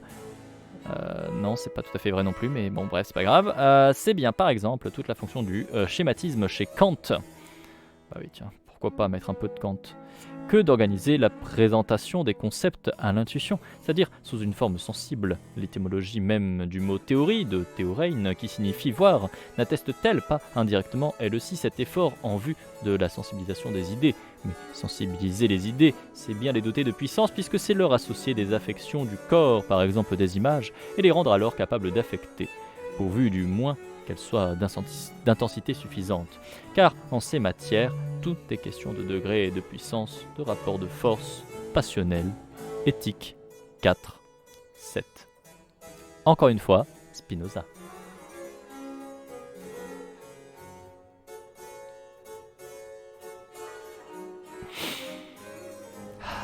C'est une fin de chapitre. Bon, c'est un peu de la merde, parce que déjà il vous parle de théorie comme étant qui signifie voir, sous-entendu, il faut de la théorie pour du coup, en fait, faire relier l'affect, etc., pour que du coup, puisqu'il y a un affect, pouvoir te sentir concerné. C'est pas le principe. C'est pas le principe. Enfin, mais bref. Encore une fois, c'est parce qu'il y a une distinction qu'il fait de base entre, d'un côté, les émotions et de l'autre côté, les idées. Et donc forcément, partant de là, ouais, t'as une vision qui est un petit peu éclatée au sol, quoi. Ça ne change pas, c'est constant, c'est constant. On peut pas lui retirer ça, il y a une constance, hein, c'est assez intéressant, on va dire. Dans le mauvais, dans le très très mauvais, mais c'est intéressant à sa manière. Nouveau chapitre, figurer le changement climatique. Nos imaginations sont-elles suffisamment vivaces? Nous livrent-elles des figurations des choses absentes, ici des choses futures, suffisamment intenses pour nous déterminer à l'action? On connaît pour sûr les affections de nos corps qui nous feront éprouver avec l'intensité requise le problème du changement climatique. L'affection des pieds mouillés. On ne peut douter par exemple que les dirigeants des micro-États des Maldives, de toutes ces îles du Pacifique, qui culminent à 50 cm d'altitude, se sentent très authentiquement mobilisés par le problème du changement climatique. Ils sont corporellement concernés. Mais le problème apparaît aussitôt et il est double. D'une part, ces affections, quand elles surviendront, seront-elles encore suffisantes? La réponse n'a rien d'évident. Nous tolérons bien déjà, sans réagir davantage, les affections respiratoires, au double sens spinoziste et médical du terme, de l'air pollué. Les Maldives jouent certes leur survie même, mais qui sait si bon nombre d'autres pays n'accepteraient pas l'amputation de leur littoral pour atermoyer encore. D'autre part, et surtout, la survenue de ces affections déterminantes ne serait-elle pas en soi le signe de ce qu'il est déjà trop tard? Et tel est bien le problème que pose Jean-Pierre Dupuis. Est-il possible d'enrayer la course du désastre annoncé? Si la chose est possible, nous savons de quel côté elle aura lieu, et dans quel registre elle s'opérera, par l'empuissantisation des idées. Nous sauver de la catastrophe, c'est parvenir à empuissantiser à temps les idées vraies impuissantes de la science climatique, c'est-à-dire à nous donner des figurations vivaces des choses à venir pour que, enfin, associées à des images qui, dit-on, frappent les esprits, en fait, elles sont des affectations de notre corps, les vérités de la science climatique cessent de n'être que des idées idéales et acquièrent ainsi le pouvoir de nous affecter. C'est toujours de la merde. On est exactement dans la même idée complètement pétée. Il nous dit, en gros, voyez, il y a peut-être des pays là-bas, genre les Maldives... eux, effectivement, ils sont juste au niveau de l'eau, donc s'il y a un réchauffement climatique, ils vont canner, donc eux, ils se sentent concernés. Ah là là, c'est vraiment dit, c'est assez dur, hein. Anyway. Ah ouais, d'accord.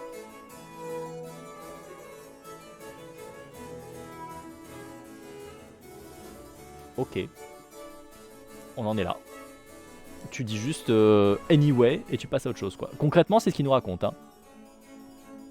Et est-ce qu'il est en train de de faire du développement personnel de notre militance? Un petit peu, oui. Oui. Et donc, encore une fois, il passe complètement à côté que, en fait, si vous avez des pays comme, par exemple, les Maldives, etc., qui sont dans la merde et que les choses ne bougent pas, c'est parce qu'en fait, un truc très con, mais on vit dans un monde qui s'est fait complètement coloniser par les pays européens et qu'en fait, les pays européens continuent d'être des pays colonisateurs. C'est pas parce qu'il y a tout un tas d'endroits où on dit oh on vous a libéré, bravo, c'est bien, qu'en fait on n'est plus en train de coloniser. Pourquoi? Parce que en fait on possède les 90% de tout ce qui se fait là-bas et qu'on retire toutes les ressources de là-bas pour les emmener par ici, en Europe. Donc en fait on a toujours exactement un fonctionnement de colonisation. C'est juste qu'on est plutôt gentil, on leur a dit allez vous avez le droit d'avoir votre propre gouvernement qui est d'accord avec ce qu'on fait, bien sûr. Hein. Ouais, faut pas déconner quoi. Non parce qu'il y a 2-3 fois où il y a des pays qui ont dit non on n'est pas d'accord pour faire comme vous voulez. Et c'est marrant mais à ce moment là il y a eu des guerres. Notamment les guerres impérialistes qui sont faites aux États-Unis, enfin qui sont faites par les États-Unis pour être plutôt précis, sur tous les pays qui ont tenté de faire des révolutions anarchistes, par exemple. Par hasard, hein, vraiment. Hein.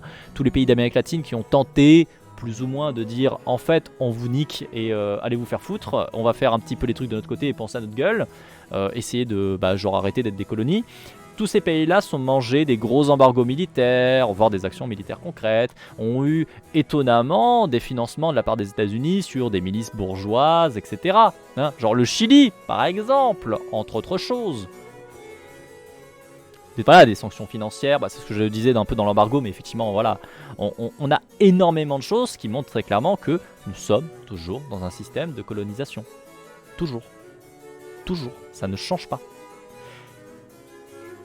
Mais Jean Billy là, il nous dit ah là là, malheureusement nous on se sent pas concernés et du coup les gens en fait ils se sentent pas concernés et puis ils touchent pas, ils bougent pas. Hein. Ah c'est triste. Hein. Quoi? Avoir une pensée politique? Avoir une réflexion sur le fait que on a toujours un tout petit groupe de pays qui sont en train de coloniser le reste? Non, non, non, ça on va pas y penser. Quoi, le fait que le peuple en fait n'a pas vraiment beaucoup de pouvoir? Non, non, on va pas en penser, ça, non, non. C'est parce que tu gères pas bien l'eau sous le robinet. Enfin, tu gères pas bien ton robinet. Quand tu prends ta douche, tu fais couler un peu trop l'eau, c'est ta faute. Quoi? Le fait qu'il y ait des grandes entreprises qui consomment tellement énormément de ressources? Non, non, ça compte pas, non. Non. C'est parce qu'on n'a pas les bons dirigeants. Exactement, Propane. Tu as tout compris, c'est parce qu'on n'a pas les bons dirigeants. Il faut des gens comme Lordon au pouvoir et là tout se passera mieux. Pour les gens comme Lordon.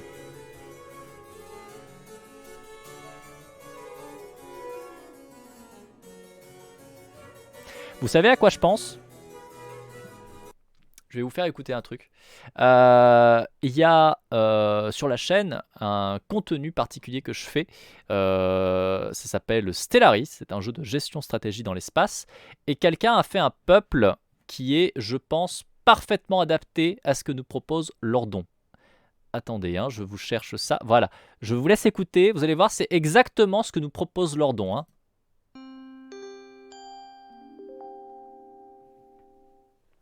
Ceci est un communiqué des renanarchistes.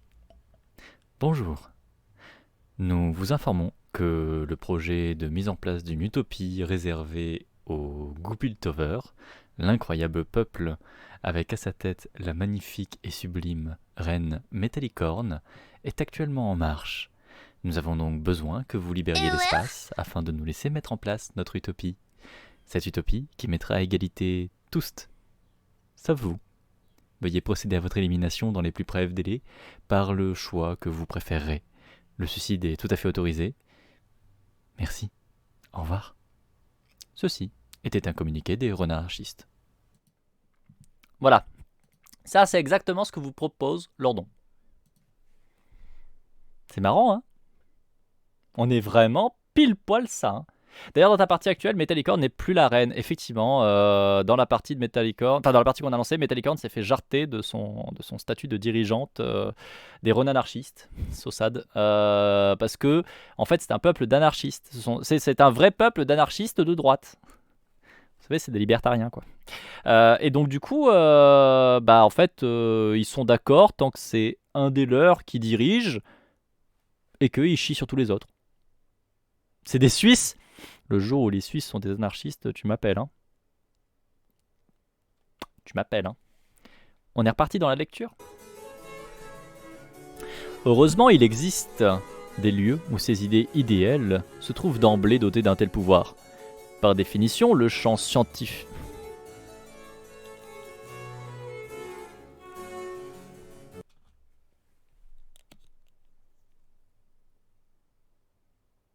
Est-ce que vous avez senti venir le point zététicien?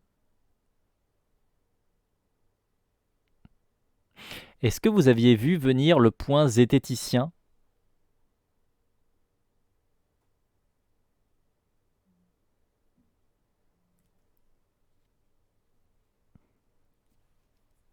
Je ne l'avais pas forcément vu venir, mais je suis pas étonné. Heureusement, il existe des lieux où ces idées idéales se trouvent d'emblée dotées d'un tel pouvoir. Donc les idées idéales, ce sont les idées qui sont rationnelles, celles en dehors des émotions, tout ça, tout ça. Par définition, le champ scientifique est un microcosme passionnel caractérisé par le fait que les idées de la science y sont immédiatement affectantes, et par définition également, l'ingénium du scientifique se reconnaît à cela qu'il y entre constitutivement l'affectabilité aux idées de la science. Avec les milieux politiques, écologistes déjà conscientisés, déjà pré-affectés et disposés par la chose climatique, le champ scientifique, où par définition les individus s'émulent, éthique 3, 27, dans l'amour des idées scientifiques, et donc dans l'un des rares lieux du monde social où l'idée vraie du changement climatique pouvait apparaître en étant d'emblée dotée de force.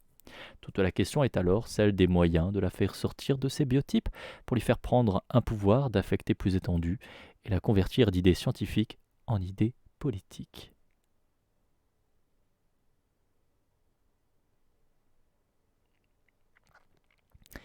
Évidemment, le milieu scientifique qui n'est pas du tout potentiellement biaisé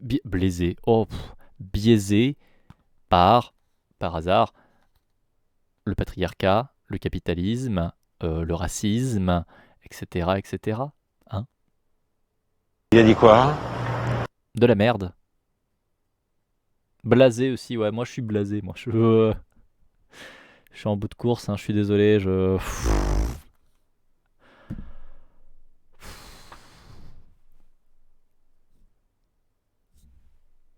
Et j'ai même pas de chat. Je peux même pas vous mettre un chat pour profiter d'un chat mignon, quoi.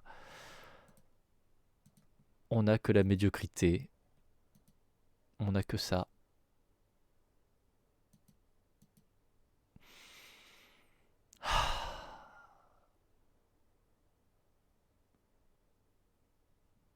Je vais remettre de la musique. Oula, excusez-moi. Nouveau chapitre. L'activisme ou les stratégies de l'impression. Voici alors le sens général de l'activisme, mais il faudrait peut-être dire de l'activité politique tout court. S'efforcer pour rendre puissant des idées au départ impuissantes.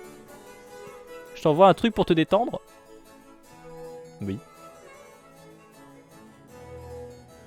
Ah, de la pluie, il y a un chat mignon.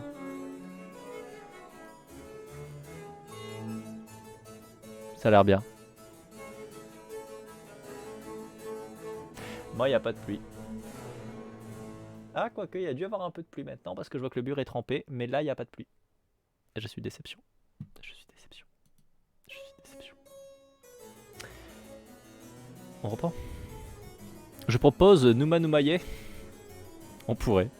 Ce serait plus intéressant. Les actions dites symboliques sont autant de tentatives pour ajouter des affections du corps au contenu idéal. Mise en scène haute en couleurs, happening, slogan, quand la trouvaille est géniale, rêve général, quels effets ne produit-elle pas? Autant d'opérations conçues pour frapper les esprits, en réalité affecter les corps et induire par là même des enchaînements d'images en eux et d'idées dans les esprits. Oui, parce que je vous rappelle qu'il a constamment ce retour-là de nous dire, en fait, frapper les esprits, c'est pas ça que ça veut dire. En fait, frapper les esprits, ça veut dire affecter les corps. Parce que n'oubliez pas, les idées sont décorrélées du monde réel. Donc, en fait, frapper les esprits, c'est frapper le corps, c'est toucher le corps. Parce qu'en fait, c'est faire de l'émotion qui est physique, et donc du coup qui permet de vous toucher. Parce que l'idée ne touchera pas votre physique. J'ai très très envie de frapper son esprit. Fort. Fort. Autant de machines affectantes donc. Et voilà en quoi consiste essentiellement l'ars affectandi de la politique, spécialement de la politique minoritaire, contrainte d'en passer par ce registre qu'on appelle usuellement l'activisme pour empuissantiser ses idées impuissantes à monter des machines affectantes. C'est complètement con. C'est complètement con. C'est très con. Et là c'est encore pire parce que là il vous dit, en fait, en fait, ça ne fait ça surtout que avec la politique minoritaire, bien sûr. Et c'est marrant parce qu'à quelques pages, il nous disait « Ah, c'est marrant parce qu'en fait, on se rend compte que la politique, ça marche pas parce que, en fait, ce sont les mauvaises personnes qui sont au pouvoir et notamment ceux qui utilisent les affects, ce sont l'extrême droite. » Et là, il nous dit quoi? Et là, il nous dit « Mais en fait, ceux qui utilisent les affects, ce sont surtout les politiques minoritaires, ceux qui sont obligés de passer par là parce qu'ils n'ont pas pignon sur rue. » Si vous venez me dire que la politique fasciste d'extrême droite est minoritaire, je pense que je vous banne et que je mets l'alerte de Red Bull pendant 10 minutes en constant. Je vous préviens. Même une vanne. Je suis suffisamment agacé comme ça. Oh mon dieu, cette nullité pitoyable. Alors quoi? Voilà, à partir de là, c'est clair que c'est n'importe quoi. Alors quoi, si quand on vient me dire que non, les idées d'extrême droite sont des idées minoritaires, je suis désolé, mais regardez la gueule du monde. Je veux l'alerte de Red Bull. Allez, je vous autorise l'alerte de Red Bull quand même. Non, mais à un moment donné, c'est mérité. Hein.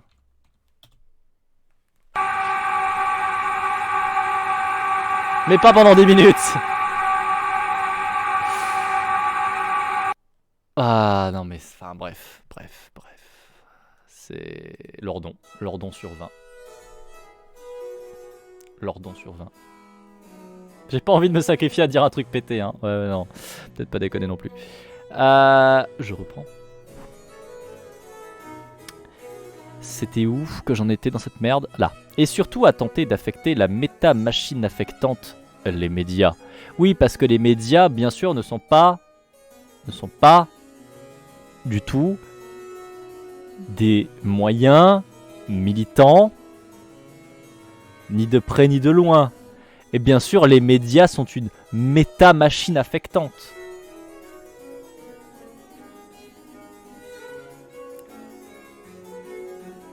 Mais c'est... Ah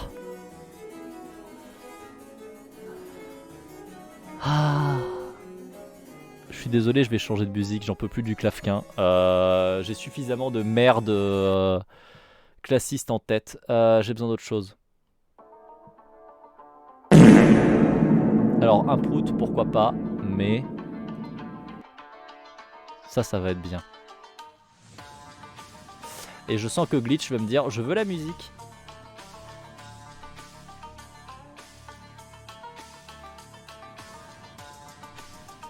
Hop. Voilà.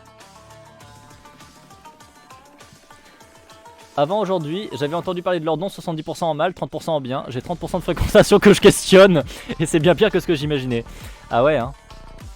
Ah non mais c'est exceptionnellement mauvais hein. C'est assez impressionnant hein. Est-ce qu'il a la méta stratégie paramilitante anti-affect? Mais sûrement parce que c'est un gros cerveau qui comprend bien tout. Ça va parler biopolitique? Non. Non,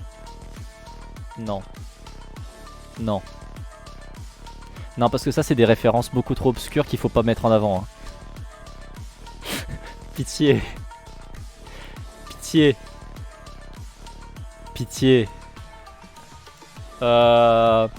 Un jour je vous ferai écouter des raps de... Enfin c'est pas des raps d'ailleurs, c'est des slams.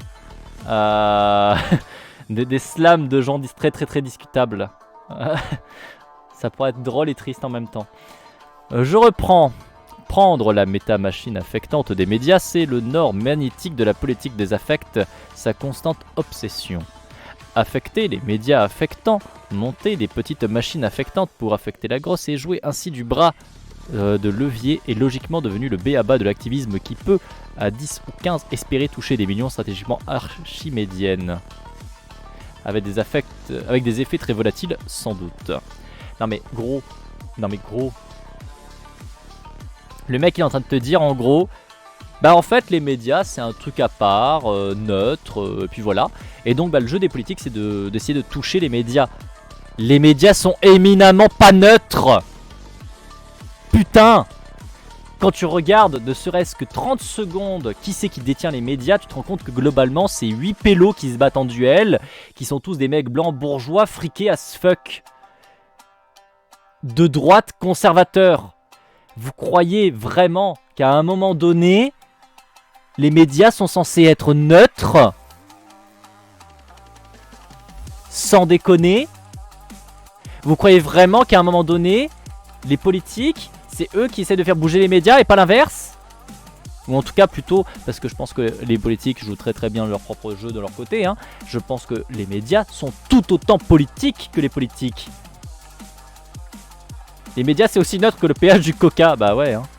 Mais que ouais, je viens de réaliser que ça fait plus d'une heure que je suis en lurk et que j'ai même pas fait coucou. Énorme shame on me. Coucou Barbara, j'espère que tu vas bien, ici c'est pas bien. Vous avez toujours pas craqué? C'est chaud quand même. C'est chaud quand même. J'espère que tu vas aussi bien que possible Barbara. C'est vraiment de la merde Lordon. Ouais, tout le monde a craqué. Tout le monde a craqué. Ouais, c'est 8 pélos qui ne se battent pas en duel. Effectivement, ils sont tous main dans la main, côte à côte. Hein. Après, c'est quand même des mecs de droite, donc ils ont tendance à se mettre des petites baignes de temps en temps. Mais globalement, ils vont surtout dans le même sens pour d'abord écraser les autres. On est d'accord. On est d'accord. Mais bon. Et du coup, qu'est-ce qu'il raconte ce con de la merde, hein, vraiment de la merde. C'est nul. Oh, c'est nul. C'est tellement mauvais. C'est impressionnant. Je continue quand même. C'est que toutes les causes luttent pour la captation de l'attention. Ah oui, d'ailleurs, au passage, un autre point. Si vous avez des milieux militants qui essayent d'être visibles quand même de l'appareil médiatique, c'est parce que l'appareil médiatique est un truc qui a une puissance phénoménale, justement, et qu'en fait on n'a pas le choix. Ça revient exactement, encore une fois, à la même chose qu'il avait déjà pas compris tout à l'heure. Tu es anticapitaliste et tu as un téléphone? Bah ouais.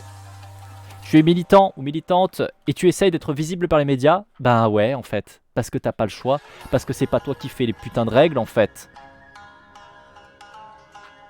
Genre ouais. Ouais, effectivement, ouais. Ouais, t'es militant, militante et t'essayes quand même d'être visible sur les médias. Bah parce qu'en fait, tu peux pas faire autrement. Parce qu'on n'a pas le choix, en fait.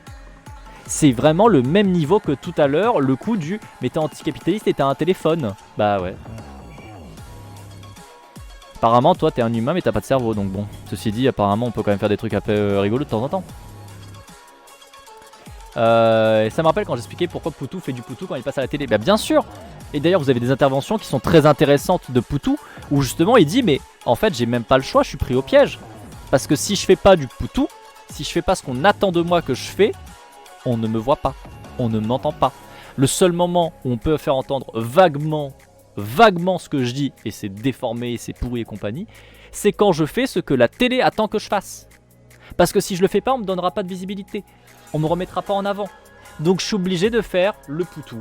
Je suis obligé de faire le candidat qui vient, qui tire un peu la chemise, etc. Parce que je ne peux pas faire autrement pour exister médiatiquement. Et ça, quand tu l'entends de sa part, putain, normalement t'es censé réagir, t'es censé comprendre un minimum que, bah en fait les dés sont pipés, je sais pas. Quand même, et pourtant, si on prend un Poutou, le Poutou c'est pas vraiment la personne qui est le plus radical qui soit. Il est parmi les milieux politiques, on va dire, qui ont pignon sur rue, qui sont les plus radicaux. Mais ça reste tranquille, hein. Ça reste plutôt ok, hein. Moi, je vous attends le jour où on aura un débat, vraiment, hein. Un débat politique à la télé, où vous avez des antifascistes qui viennent et qui mettent des coups de pelle. On en reparlera de, justement, cette radicalité du Poutou. Je pense que ça aura une autre gueule, vous voyez. Je pense qu'on passera un bon moment, ceci dit. Bref. Je continue. C'est que toutes les causes luttent pour la captation de l'attention, et sont si nombreuses qu'elles se partagent le plus souvent des miettes à brève demi-vie. Les répétitions acharnées, l'obstination de long terme sont les seules stratégies d'affection pour transformer des affects autrement passagers en nouveaux plis du corps, c'est-à-dire en dispositions durables. Les premières interventions, les premiers happenings, certainement impressionnants, mais d'impression qui, dans la compétition acharnée pour la capture de l'attention, s'évaporeront rapidement si elles ne sont pas renouvelées. Non, c'est surtout qu'elles ne sont pas mises en avant parce que le système médiatique n'a pas envie de les mettre en avant. En fait, surtout, particulièrement. Voilà. particulièrement. C'est pas parce que c'est visible, pas visible. Non, non, en fait, c'est qu'au moment où c'est trop visible, ils peuvent pas faire autrement que de le mettre en avant, ou juste un tout petit peu. Juste un tout petit peu. Mais le reste du temps, on s'en branle, on le met pas en avant parce que les putains d'appareils médiatiques sont placés idéologiquement parlant. Incroyable. Incroyable. Vraiment, c'est inattendu, c'est une surprise. Bonjour Eving Bell, j'espère que tu vas bien. En tout cas, aussi bien que possible. Je continue. Dans ces conditions, il faut la répétition pour creuser la marque d'une nouvelle affectabilité et faire entrer ce qu'on nomme usuellement la conscience écologique dans les manières de sentir et de juger dans l'ingénium. Parmi toutes les stratégies de l'impression, la mobilisation des locuteurs autorisés est sans doute la plus classique.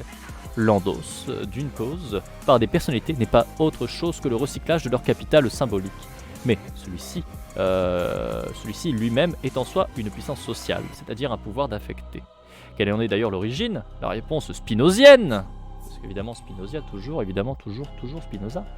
La réponse donc spinozienne, la réponse de l'immanence est la multitude elle-même. C'est la multitude par des processus de convergence affective qui lui sont opaques à elle-même. C'est la multitude donc qui élit une personne singulière comme une personne charismatique, dont le charisme revient à l'affecter, elle, en retour. En d'autres termes, c'est la multitude dans un courant d'affect circulaire qui s'affecte elle-même au travers d'un individu qu'elle a effectivement investi de charisme. Mais, peu importe, ses propres opérations lui demeureront méconnues, et c'est bien cette méconnaissance qui fait l'efficacité du charisme, lequel n'est donc pas une puissance sociale, lequel n'est donc une puissance sociale que parce qu'il est le recyclage de la puissance du social.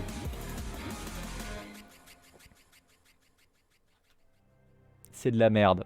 On va résumer. En gros, il vous dit, eh ben en fait, c'est des gens qui élient des gens, donc en fait, c'est la faute des gens. Voilà. Concrètement.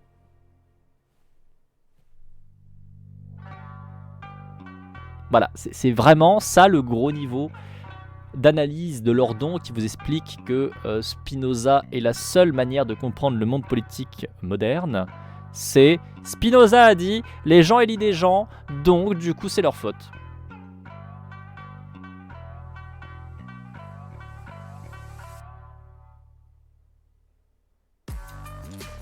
Ah ouais.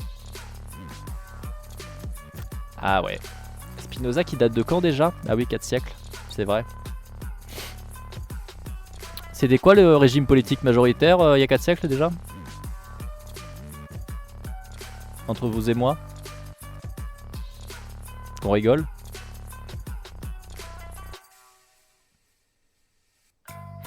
Je sais pas pourquoi, je sens qu'il y a une connerie. Attendez, c'est quoi déjà? Oui, il écrivait de la merde. C'est ça. Il écrivait de la merde sur un système qui n'était pas du tout le système majoritaire et qu'il a idéalisé d'une certaine manière et qui du coup ne correspond absolument pas du tout à ce qu'on peut avoir aujourd'hui. Mais TKT bien sûr, n'oublions pas, hein, notre camarade Lordon nous dit que c'est le seul moyen de comprendre le régime politique actuel.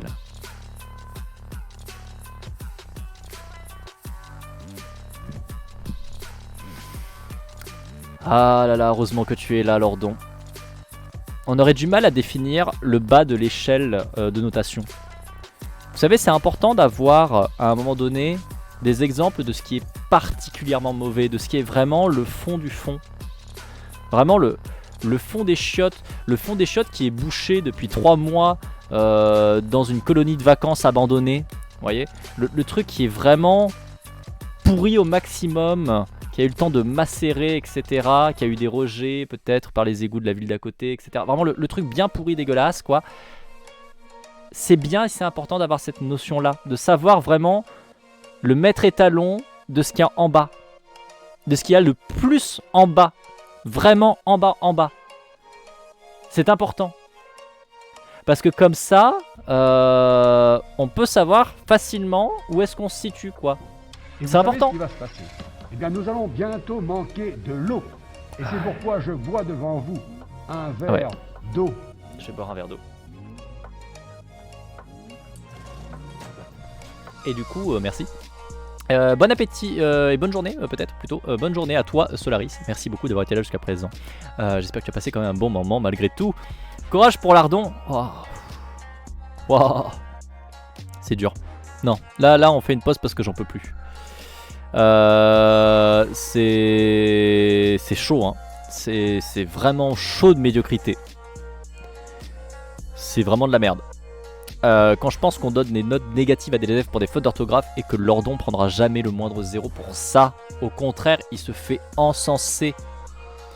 Il se fait encenser pour ça.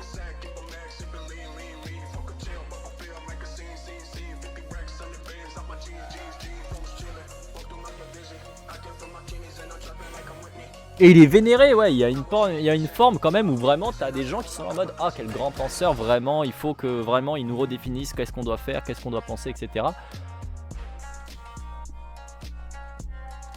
Cette médiocrité là quoi. Cette médiocrité là. Et donc on va reprendre encore une fois, je l'ai déjà dit 150 fois, mais on va reprendre les bases de la base. Le système actuel ne nous permet pas, nous, population qui faisons des votes, de choisir un candidat qui nous convient. Le système actuel, et c'est notamment le cas en France, et c'est le cas dans la plupart des démocraties à l'occidental, en tout cas des régimes politiques à l'occidental plutôt je dirais, nous avons le choix entre une classe dirigeante particulièrement restreinte, qui ne propose que des candidats issus d'un certain milieu, d'une certaine classe sociale, d'un certain courant globalement politique et de comportement. De fait, on a le choix non pas de qui on veut, on a au mieux, et je dis bien au mieux, que le choix de qui est le moins pire. Est-ce que du coup, partant de là, c'est vachement pertinent de dire c'est vous qui l'avez élu, c'est votre faute? Je vais vous donner les réponses, hein, mais selon moi, la réponse est non. Vous pouvez avoir une réponse différente, hein, je le respecterai, je penserai que ça de la merde, mais vraiment, c'est éclaté. C'est purement et simplement éclaté. Et donc Lordon qui vient te justifier ça en disant ah bah écoutez, en fait vous avez voté pour, donc c'est votre faute, vous en êtes responsable, parce que vous l'avez donné du pouvoir, alors qu'en fait c'est faux. C'est faux. Si on l'avait donné du pouvoir à ces gens-là qui sont en situation de pouvoir, de diriger, etc., on n'aurait pas systématiquement des gens issus des mêmes milieux, qui sont déjà des situations, des conditions des milieux, qui sont en situation de pouvoir, et ce depuis des siècles. Je reprends il y a quelques temps, alors il y a quelques temps ça veut dire il y a 2 ans à peu près, 1 an et demi, 2 ans, on avait fait un live où je revenais notamment sur la méritocratie. Et j'avais notamment pris des travaux récents, alors récents ça doit dater de 2017, 2016-2017 dans ces eaux-là, qui a été fait en Italie. 2 chercheuses ont analysé en fait les familles riches du XVIe siècle et les familles riches d'aujourd'hui, dans la ville de Florence, si je dis pas de bêtises. Il me semble que c'est la ville de Florence. Et ce qui est marrant, c'est que sur les 5 familles riches, les 5 familles les plus riches des années 1600, à l'heure actuelle, il y a toujours 4 de ces familles qui sont parmi les 10 familles les plus riches de Florence. Ça veut dire qu'en 4 siècles, elles sont quasiment toutes, toujours en situation de puissance, en situation de contrôle, en situation de pouvoir. Si on avait véritablement du choix dans les gens qu'on élit, ça serait pas le cas, ça bougerait. Et effectivement, j'ai pas précisé, mais McCobbleboy fait bien de le préciser, la 5e des familles a fusionné avec l'une des autres. Donc en fait, techniquement, les 5 sont toujours là, c'est juste qu'il y en a une qui a fusionné, il n'y en a plus qu'une à la place de 2. Mais voilà, concrètement, les mêmes personnes en position de puissance, 4 siècles plus tard, sont toujours les mêmes personnes. Ça montre bien que non, nous n'avons pas le pouvoir. Quand tu as un vote et que dans ton vote, en fait, tu choisis pas vraiment, tu choisis au moins pire, parmi des candidats qui te sont imposés et qui sont tous issus des mêmes conditions et des mêmes milieux, non, bien sûr que non. Tu n'as pas le pouvoir. Tu ne l'as pas. Le candidat qui est le plus éminemment, on va dire, vu et présenté par la scène politique française comme pouvant éventuellement atteindre peut-être le statut de président un jour. J'en ai rien à secouer, je suis anarchiste et je voudrais foutre en l'air toute la société capitaliste. Donc le seul candidat, on va dire, qui est stipulé comme de gauche et pouvant éventuellement un jour peut-être avoir le statut de président, ce dont je doute qu'il le permette, mais admettons même si c'est arrivé, c'est Mélenchon. Est-ce qu'on reparle de Mélenchon, le Châtelain ou pas? est-ce que c'est précis, enfin, est-ce que c'est nécessaire de vous repréciser quand même que Mélenchon est un putain de nanti? Démago as fuck, bien sûr, mais surtout un putain de nanti. C'est un bourgeois au même titre que toutes les autres de la classe politique. Et c'est lui qui est présenté comme le mec le plus anti-système et de gauche qui a une peut-être chance d'avoir un jour la présidence. Ce dont je doute que ça arrive au passage. Parce qu'il est quand même un peu trop de gauche pour la plupart de ces connards. Voilà le moi. Donc en fait non, on n'a pas le choix. On n'a pas de pouvoir. On n'a pas de pouvoir quand notre seul choix, notre seul pouvoir de choix c'est entre Jean bourgeois ou Jean bourgeois. Ah non, il y a aussi une Jeanne bourgeoise. Oh, c'est vrai, quel choix, dis donc. Eh. Mais il se représentera plus, voyons. Ouais, ouh. Bref.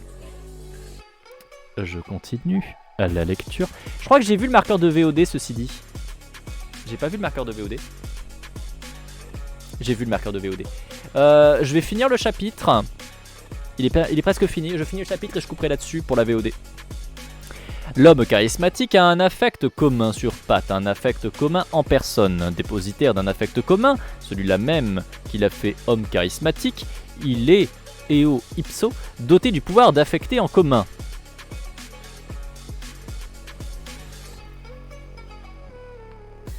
On va la refaire, je vais vous faire exactement ce qu'il est en train de nous dire.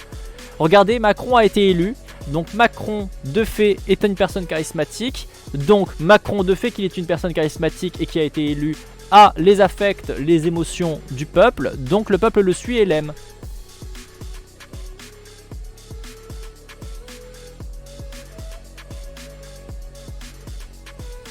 Attendez.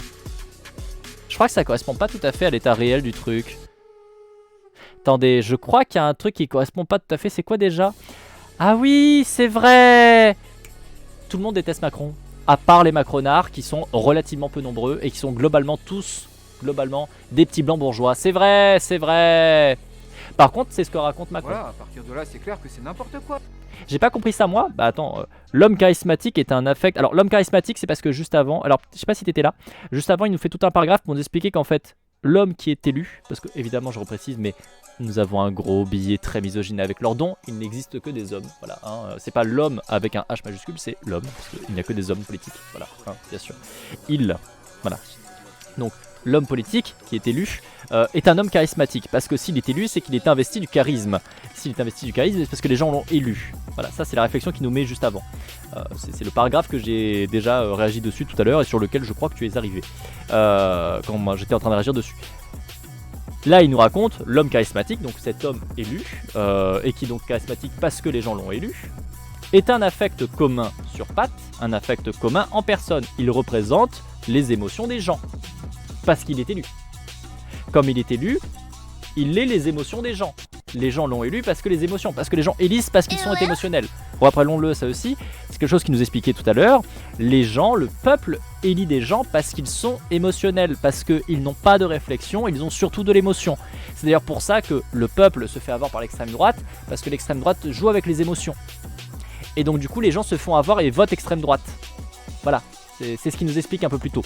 Et donc là il nous parle, voilà, au moment de l'élection, donc au moment des élections, parce qu'il y en a plusieurs en vrai, la personne qui est élue par le peuple, donc, en fait, représente cet affect commun. Voilà. Donc, même les gens qui n'ont pas voté pour lui, finalement, il les représente quand même. Parce que voilà, il a été élu. Donc, il représente les affects communs. Point. Soit. Donc, l'homme charismatique est un affect commun sur pattes, un affect commun en personne. Dépositaire de l'affect commun, celui-là même qu'il a fait homme charismatique, donc la personne qui est élue, hein. Encore une fois, l'homme charismatique, ça veut dire l'homme qui est élu par le peuple, hein. C'est ce qu'il nous a expliqué juste avant. Il est eo ipso, doté du pouvoir d'affecter en commun. Et ce que Bourdieu nomme le pouvoir symbolique n'est pas autre chose que cette capacité affectante socialement engendrée. Donc il nous dit concrètement que en fait, comme il est élu, il détient l'affect des gens, les émotions des gens, puisqu'il a été élu par les gens, donc il est littéralement la personnification des émotions et des volontés des gens, quoi, voilà, parce qu'il a été élu par les gens, c'est comme ça. Et donc, puisqu'il est cette personne, il est la représentation des affects des gens. Donc, ce qu'il fait, il est forcément soutenu par les gens, puisqu'il a ce pouvoir, puisqu'il est élu par les gens. Moi en tout cas c'est ce que j'en comprends. Je sais pas si vous en comprenez autre chose, mais pour moi ça reste relativement clair ce qu'il raconte. Pour le coup ça reste relativement clair. Après si vous voyez autre chose, je suis preneur de pourquoi. Hein. Les affects communs de la majorité. C'est pas ce qu'il nous disait tout à l'heure. Il nous disait que justement, mais peu importe ses propres opérations. Hein, non, attends, ça c'était un peu plus tôt. C'est la multitude par des processus de convergence affective qui lui sont opaques en elle-même. C'est la multitude donc qui élit une personne singulière comme personne charismatique, dont le charisme revient à l'affecter elle en retour. En d'autres termes, c'est la multitude qui dans un courant d'affect circulaire s'affecte elle-même de l'individu qu'elle a effectivement investi comme charismatique. Mais peu importe, ses propres opérations lui demeureront méconnues, et c'est bien cette méconnaissance qui fait l'efficacité du charisme, lequel n'est donc pas une puissance sociale que parce qu'il est le recyclage de la puissance du social. Il ne parle pas des rapports de domination qui peuvent exister, donc ce n'est que de l'affect. Ah non, il n'y a pas de rapport de domination, puisqu'il l'a dit, c'est les gens qui élient les gens. En fait, comme ce sont les gens qui élient des hommes politiques, mais il n'y a pas de relation de pouvoir qui existe, il n'y a pas de relation de domination. C'est les gens qui l'ont élu. Donc s'ils l'ont élu, c'est qu'ils lui ont donné du pouvoir, point.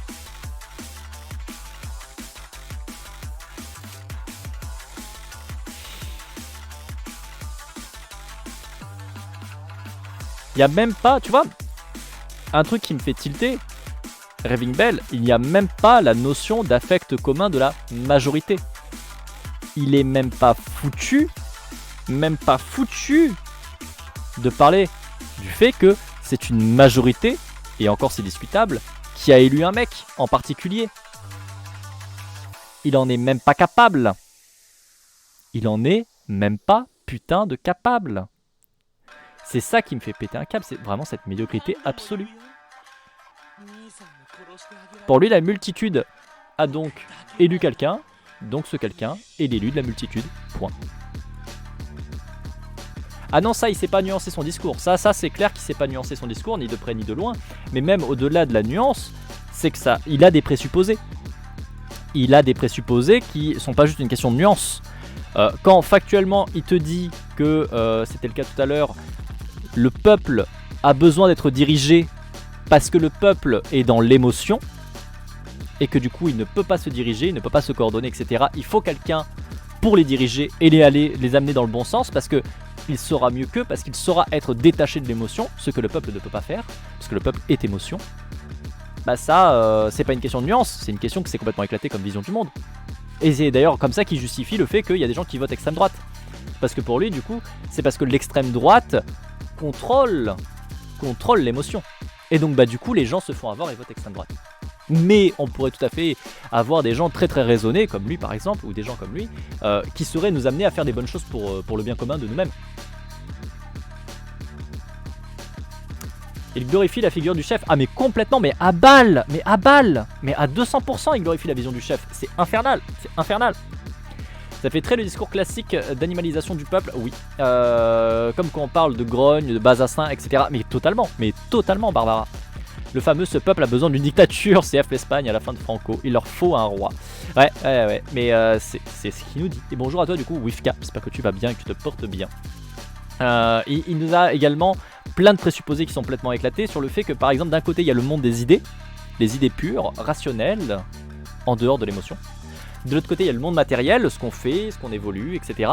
Et au milieu il y a les idées affects, qui sont l'émotion mélangée à des idées, et c'est ça qui permet de passer du monde pur des idées au monde réel, qui sont deux choses totalement séparées du coup, hein, n'oublions pas, en tout cas selon lui, hein, parce que encore une fois ça n'a strictement aucune validité scientifique, ni de près ni de loin, ça sort de son trou de balle et de philosophes canés depuis plusieurs siècles, qui du coup sont un petit peu dépassés, on va dire ça comme ça.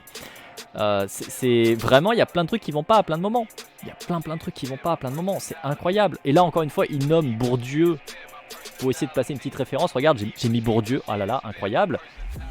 Mais en fait, je pense qu'il le cite relativement mal. Il est eo ipso doté du pouvoir d'affecter en commun. Ce que Bourdieu nomme le pouvoir symbolique n'est pas autre chose que cette capacité affectante socialement engendrée. Donc en gros, il est en train de dire, Bourdieu dit que les gens, ils élisent des gens, des hommes politiques, et une fois que l'homme politique a été élu, bah en fait il a le pouvoir d'affecter les autres parce que Bah en fait c'est le pouvoir que le commun a mis en lui. Mais en fait c'est pas tout à fait ça que dit Bourdieu. Enfin même c'est pas ça que dit Bourdieu. Ce que dit Bourdieu dans le pouvoir symbolique, qu'il nomme le pouvoir symbolique, c'est le fait que des personnes en situation de pouvoir qui ont des situations par exemple de statut présidentiel, etc., ont de fait un pouvoir symbolique.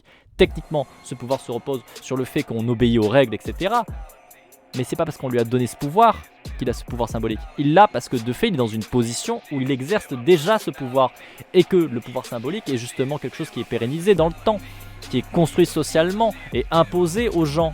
Parce qu'on grandit dans un bassin, dans un contexte social dans lequel on nous apprend ces règles-là à respecter. On nous apprend qu'il faut respecter le président, etc. Donc en fait, il cite même, encore une fois, c'est que la troisième fois qu'il cite mal Bourdieu, pour changer. Troisième fois qu'il cite mal Bourdieu, putain. 3 fois qu'il cite Bourdieu dans le bouquin et 3 fois qu'il le cite mal, c'est... Oh là là. Bref. Je vais continuer parce que j'aimerais finir le chapitre et aller faire une pause repas, je vous avoue. Je reprends. C'est que l'affect commun se propage par contiguïté, alors je reconnais continuité, contiguïté c'est un peu moche comme mot mais d'accord, au travers de celui qu'il a déjà investi. Et tout ce qui ce dernier touche s'en trouve à son tour investi. L'homme charismatique est ainsi dépositaire d'un pouvoir de faire reconnaître proportionnel à l'intensité avec laquelle il a été lui-même préalablement reconnu. Ah bah là bravo, il arrive à placer le fait que bah en fait il y a peut-être pas tout le monde qui a voté pour lui. Ça prend du temps. C'est parce qu'il est le produit d'un affect commun que l'homme charismatique a le pouvoir de produire des affects communs. Bon, c'est quand même complètement éclaté. Contiguïté, ça veut dire que ça se touche. C'est pas de proche en proche, c'est que c'est contigu. C'est contre l'un contre l'autre. Mais j'avoue que c'est un choix de mots qui est un peu moche, hein, ceci dit. Mais ça veut dire le sens de ce qui est côte à côte, ce qui se touche. Donc je continue. C'est parce qu'il a été élu qu'il peut faire élire à son tour. Ça c'est éclaté comme vision des choses, mais c'est pas grave. Et toujours, c'est la puissance même du social que Spinoza nomme la puissance de la multitude qui circule. Encore que, en vrai, je dis que c'est éclaté, c'est pas si éclaté que ça. Parce qu'en fait, on peut le comprendre comme... Parce que la personne est en situation de pouvoir, elle peut mettre d'autres personnes en situation de pouvoir. Ce qui est vrai. Parce que les personnes sont justement en situation de pouvoir, elles restent des personnes en situation de pouvoir qui mettent en place d'autres personnes en situation de pouvoir qui sont déjà issues de leur bassin à eux, etc. Donc en soi, c'est pas complètement éclaté, en vrai. Je continue. Et toujours, c'est la puissance même du social que Spinoza nomme la puissance de la multitude qui circule. La multitude n'en finit pas de s'auto-effecter par les circulations de sa propre puissance, mais selon des processus qui lui demeurent étrangers, et sans se rendre compte par exemple qu'en dernière analyse, l'homme charismatique, c'est elle. Ainsi, l'économie générale du pouvoir symbolique, qui est celle-même, c'est bizarre, celle même, mais bon, qui est celle même de l'affect commun, fonctionne-t-elle au réinvestissement, par contiguïté, à la dérivation, au recyclage. Bon. Là, encore une fois, il revient un peu à cette idée de, bah en fait, le groupe, c'est le pouvoir, on s'en rend pas compte, on est un peu con quand même, hein, on s'en rend pas compte qu'en fait, on donne du pouvoir à des gens, on les élit, on les va mettre en situation de pouvoir, mais en fait, c'est nous qui avons le pouvoir. Pourtant c'est nous qui avons le pouvoir quoi. Bah t'es en mode oui, mais c'est un peu plus compliqué que ça. Encore une fois, c'est passé à côté d'un truc très con du genre les sciences humaines et sociales. Mais bon allez, pourquoi pas. Aller à la pêche d'une personnalité pour lui faire endosser une cause, c'est aller chercher un élu de l'affect commun pour remobiliser dans de nouvelles directions la captation de potentia multitudinis dont il était déjà le bénéficiaire. C'est aller quérir un pouvoir d'affecter à grande échelle, certes un pouvoir emprunt, comme tout pouvoir macroscopique, qui gît bien moins dans les propriétés substantielles du sujet que dans les puissances sociales qui l'ont investi, mais peu importe, un pouvoir disponible peut produire ses effets là où l'on redirigera la puissance dont il est l'incorporation. De là que la personnalité, cette machine affectante déjà toute faite et prête à l'emploi, se présente comme une solution évidente, immédiate, pour toutes les stratégies de l'impression. La personnalité impressionnera au sens le plus littéral du terme, elle produira des impressions, puisque par construction elle est déjà constituée comme impressionnante. Alors en gros ce qu'il vous dit c'est un petit peu, là en tout cas moi je le comprends comme ça, bah en fait finalement un bon homme politique c'est juste quelqu'un qui va comprendre ce que l'attend le peuple et mettre en place ce qu'attend le peuple, c'est ce qu'il faudrait. C'est encore une fois, ça s'inscrit dans cette vision que le peuple a besoin de quelqu'un pour le diriger et donc forcément, là actuellement on est mal dirigé donc on fait du caca mais c'est pas bien, mais c'est la faute des gens qui ont osé détourner le système, mais en fait le système est pas mal. En fait le système est logique, en fait le système est bien, il faut juste avoir la bonne personne, la personne qui est là pour respecter le plus grand bien du plus grand nombre.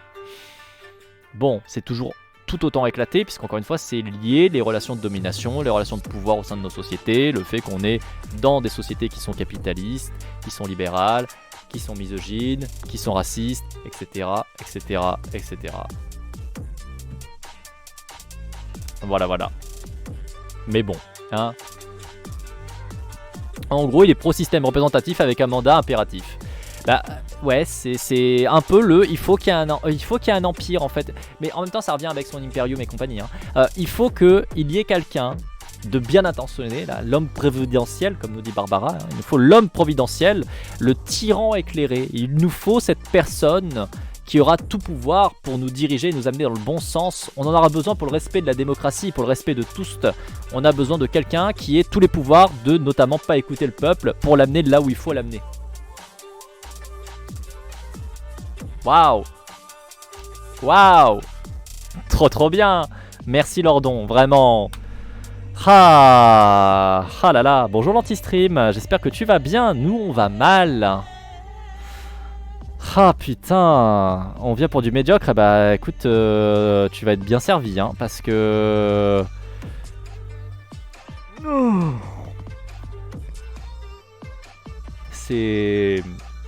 C'est la hauteur de tout le reste, hein. C'est la hauteur de tout le reste qu'on a lu, hein. C'est ça le pire. Bon après c'est le pire. Je sais pas si c'est le pire, au moins il est constant. Oui, et c'est pourquoi je bois devant vous un verre d'eau. Allez, buvons un petit coup. Mais ouais, non, c'est impressionnant. C'est impressionnant. Il est constant, voilà, on peut pas enlever qu'il est vraiment très constant. Très constant. Mais dans le mauvais.